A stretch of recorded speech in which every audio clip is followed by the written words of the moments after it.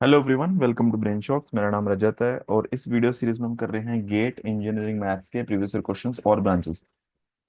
हर video में हम 5 questions करते हैं। फिलहाल हमारा टॉपिक चल रहा है प्रोबेबिलिटी डिस्ट्रीब्यूशंस। तो फर्स्ट क्वेश्चन है इस वीडियो का। It is estimated that average number of events during a year is 3। ठीक है, एक ईयर में 3 इवेंट है average. What is the probability of occurrence of not more than 2 events over A 2 year duration. ठीक है, assume the number of events follow a Poisson distribution। देखो, अब हमें इंटरवल कितना दिया, 2 इयर्स। ठीक है, अब 2 इयर्स में हमें देखना है कि एवरेज कितने नंबर ऑफ इवेंट्स होते हैं। ठीक है, अब देखो, एक साल में 3 होते हैं। ठीक है, तो एक साल में 3 होते हैं, 2 साल में कितने होंगे, 6।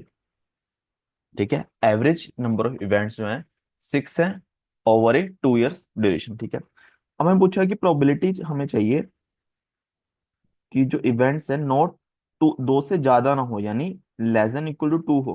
तो यानी कि 0 इवेंट हो सकते हैं, एक इवेंट हो सकता है, या फिर 2 इवेंट हो सकते हैं। ठीक है, तो के इवेंट होने की प्रोबेबिलिटी किसकी इक्वल है, ई की पावर माइनस लैम्डा, लैम्डा की पावर के बाय के फैक्टोरियल। लैम्डा की वैल्यू कितनी है, 6। ठीक है, तो ई की पावर माइनस 6, 6 की पावर के डिवाइड बाय के फैक्टोरियल। ठीक है, के की वैल्यू अगर जब 0 है तो ई की पावर 6 ही आ जाएगा ओनली। के की वैल्यू अगर 1 है, ई की पावर माइनस 6 इंटू 6 प्लस ई की पावर माइनस 6, 6 का स्क्वायर इंटू 36 डिवाइडेड बाई 2। ठीक है, 18 आ जाएगा, 18 + 6 24 प्लस 1 25 ई की पावर माइनस 6। ठीक है, ई की पावर माइनस 6 इंटू 25, ये आ जाएगा 0.06196। ठीक है, ऑप्शन बी। ठीक है, अब इसका डिस्ट्रीब्यूशन भी देख सकते हो। देखो, 0 की वैल्यू तो बहुत कम आएगी। ठीक है, 1 की वैल्यू थोड़ी सी बढ़ेगी, 2 की वैल्यू बढ़ेगी, 3। ठीक है, इस तरीके से, और इनका सम पूछा हमें। ठीक है, देखो यहाँ पे कि मीन 6 है एवरेज, और हमें 2 से लेस देन इक्वल टू देखना है हमें। ठीक है, तो उसकी वैल्यू आ रखी है, इसे समझाने के लिए, ताकि आपको थोड़ा याद रहे। नेक्स्ट क्वेश्चन है, difference between expectation of the square of a random variable. ठीक है, एक्सपेक्टेशन किसकी, रैंडम वेरिएबल एक्स के स्क्वायर की, है ना, एक्स के स्क्वायर की expectation, and square of the expectation of random variable, random variable की एक्सपेक्टेशन यानी ई एक्स का स्क्वायर, इनका डिफरेंस आर है, यानी आर जो है ई एक्स स्क्वायर माइनस ई एक्स का होल स्क्वायर, इसके इक्वल है। तो क्या ये वेरिएंस के इक्वल नहीं होता, वेरिएंस ऑफ एक्स। ठीक है, तो ये हमारा, हमें पता है कि वेरिएंस ऑफ एक्स हमेशा पॉजिटिव आएगा, नॉन नेगेटिव कह सकते हैं ना, कि इक्वल टू 0 भी आ सकता है, greater than equal to 0। So R भी हमारा ग्रेटर देन इक्वल टू 0 होगा, ऑप्शन आएगा सी। ठीक है, नेक्स्ट क्वेश्चन है, consider a finite sequence of random values. ठीक है, हमारे पास x1 x2 x3 xn random value है, ux जो है मीन है इसका, और सिग्मा x जो है स्टैंडर्ड डेविएशन है।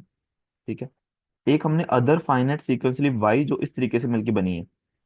ठीक है, कि कोई भी एलिमेंट, हर एलिमेंट को हमने a से मल्टीप्लाई किया, फिर बाद में b जोड़ दिया। ठीक है, a और b पॉजिटिव कॉन्स्टेंट्स है, और यू वाई जो है मीन है, सिग्मा वाई जो है स्टैंडर्ड डेविएशन है किसका, वाई का, है ना।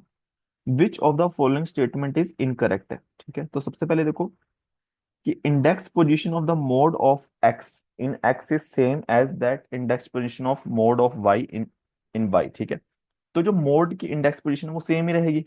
ठीक है, तो देखो, मोड से कोई फर्क नहीं पड़ता ना। मान लो मेरे पास डेटा है 1 2 2 3। ठीक है, जहाँ पे 2 मोड है। ठीक है, तो हम कह सकते हैं कि सेकंड और थर्ड पोजीशन है। अगर मैं इस सीक्वेंस को 2 से मल्टीप्लाई करके बाद में 1 जोड़ता हूँ, यानी 1 × 2, 2 + 1 3, 2 × 2 4 + 5, 2 × 2 4 + 5, 3 × 2 6 + 1 7, तो अभी भी मोड यही बचे बनना। ठीक है, तो मोड पे फर्क नहीं पड़ेगा, मीडियन पे भी फर्क नहीं पड़ेगा। ठीक है, क्योंकि जब मैंने एक बार इंक्रीजिंग ऑर्डर में डाटा लिख लिया, मिडिल नंबर तो वही रहेगा ना। ठीक है, और अगर हम किसी भी नंबर से मल्टीप्लाई प्लस ऐड करता रहूं, ठीक है, तो ये चीज है। तो ये दोनों तो ठीक है। और मीन, मीन भी वैसे ही हो जाएगा कि जिस नंबर से मैं एलिमेंट को मल्टीप्लाई कर रहा हूँ, वैल्यूज को मल्टीप्लाई कर रहा हूँ, उसी नंबर से मीन भी मल्टीप्लाई हो जाएगा, फिर ऐड भी हो जाएगा ना। अगर देखा जाए, इसका मीन कितना आएगा, 3 + 1 4 + 4 8, 2 आएगा इसका मीन। ठीक है, अगर देखा जाए इसका मीन कितना आएगा, 7 + 3 10 + 10 20 / 4 5। तो ये 5 कैसे आया, और 2 को 2 से मल्टीप्लाई किया +1 करके। ठीक है, जो चीज हमने ए को 2 लिया, बी को 1 लिया। ठीक है, तो ये भी ठीक है। बट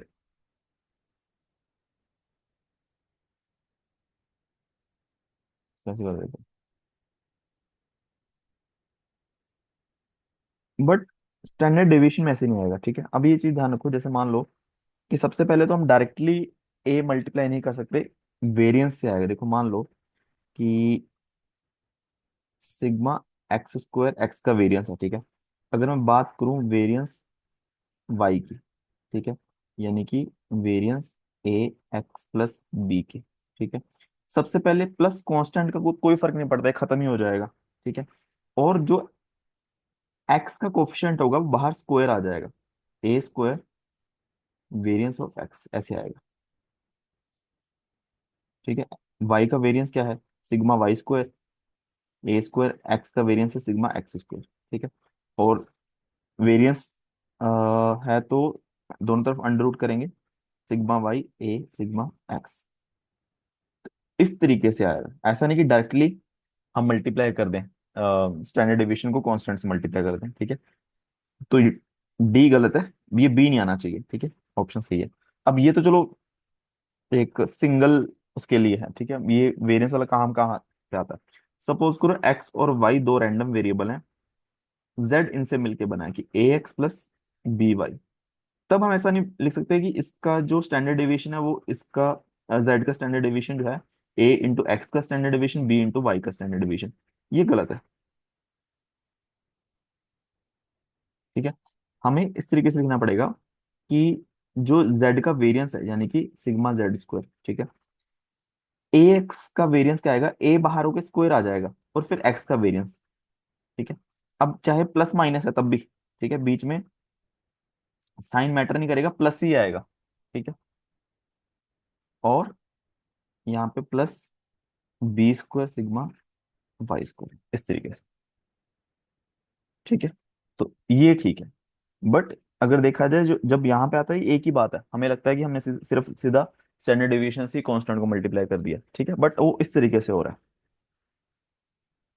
नेक्स्ट क्वेश्चन है, annual precipitation data of the city is normal distributed with mean 1000 millimetre, standard deviation 200 millimetre respectively, probability of the annual precipitation will be more than 1200, less than 50%, 50%, 70%, 5%, 100%। देखो, हमें पता है कि जो प्रोबेबिलिटी है ना कि एक्स ग्रेटर देन मीन, अगर हम नॉर्मल डिस्ट्रीब्यूशन की बात करें, ठीक है, या फिर probability X less than equal to mean, ठीक है, या इक्वल टू कोई मतलब नहीं है यहाँ पे, वो होगा 0.5। ठीक है, पर अगर देखा जाए, जो 1200 वैल्यू मीन से इस साइड आ रही है ना, जैसे मान लो ये 1000 होगा, यहाँ पे 1200 आएगा, है ना, क्योंकि एक वन स्टैंडर्ड डिविजन आगे करके, तो इसके आगे का एरिया 0.5 से कम ही होगा, परसेंटेज यानी कि 50% से कम ही होगा, ऑप्शन ए आएगा। ठीक है, तो इसको हम सीधा कर सकते हैं। और इसको बहुत रेयरली है, बट हाँ जैसे से मैंने इसीलिए दोबारा बना रहा था कि आपको थोड़ा याद हो जाए ना, कि एक मीन से लेके वन स्टैंडर्ड डिविएशन के बीच में जो एरिया आएगा वो 34% रहेगा हमेशा। ठीक है, 34% ये रहेगा, तो एक स्टैंडर्ड डिविएशन पीछे होगे वो भी 34%। ठीक है, अब ये तीन चार वैल्यूज हैं, धीरे धीरे जैसे आप क्वेश्चन प्रैक्टिस करते हुए जा रहे हो, अगर आपको थोड़ा याद हो जाए तो बेटर रहेगा, कि बहुत कहीं स्पेसिफिक पूछ ले तो थोड़ा बेटर रहेगा, बट उसके चांसेस बहुत कम है, बट हाँ फिर भी इफ पॉसिबल तो कर सकते हो। ठीक है, अगर एक्चुअल बात की जाए, एरिया क्या आएगा, 1200 से ज्यादा 15.87%। ठीक है, चेक कर लो, इन दोनों का सम कर लो। ठीक है, 15.85 समथिंग आ जाएगा। लास्ट क्वेश्चन है इस वीडियो का, independent random variable x and y are uniformly distributed in the interval -1 to 1, probability that maximum x comma y is less than 1/2। ठीक है, अब देखो दोनों को अगर मुझे कॉमन बनाना हो, सबसे पहले देखो अगर अलग अलग डिस्ट्रीब्यूशन बनाना है, -1 के से 1 के बीच में,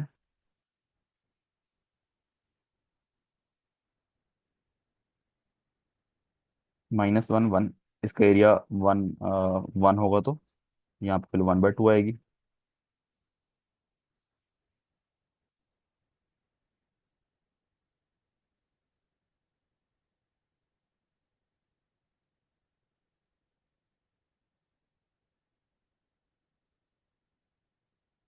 ठीक है, और कंबाइन बनाना हो तो अगर x -1 से 1 वेरी कर रहा है, y भी -1 से 1 वेरी कर रहा है, और दोनों इंडिपेंडेंट, तो एक्स स्क्वायर बनेगा।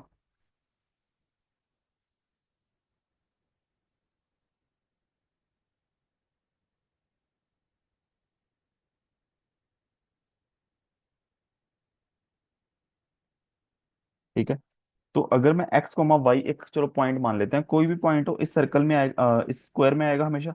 ठीक है, क्योंकि x भी -1 से 1 के बीच से बाहर नहीं जाना चाहिए, y भी। ठीक है, और हम बात करते हैं कि मुझे बोला जाए कि कोई भी अगर मैं मान लो पॉइंट लेता हूँ, ठीक है, कि उसमें मैक्सिमम x और y से जो भी मैक्सिमम आएगा वो 1/2 से लेस देन होना चाहिए। ठीक है, तो अगर ये देखा जाए कि एक ये x = 1/2 लाइन है, यानी x इस साइड 1/2 से लेस देन है, y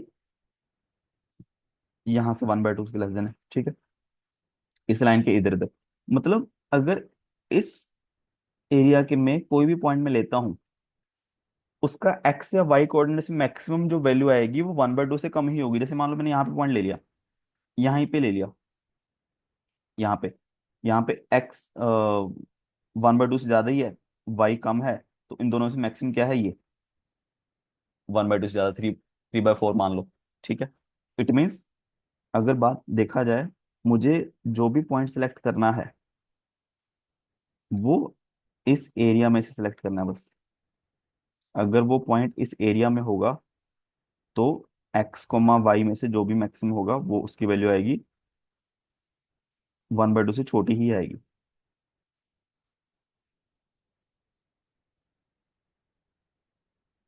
ठीक है, तो यहाँ x 1/2 है, यहाँ y 1/2 है। ठीक है, अगर टोटल एरिया देखा जाए और फेवरेबल एरिया देखा जाए, उसका रेशियो होगा प्रोबेबिलिटी।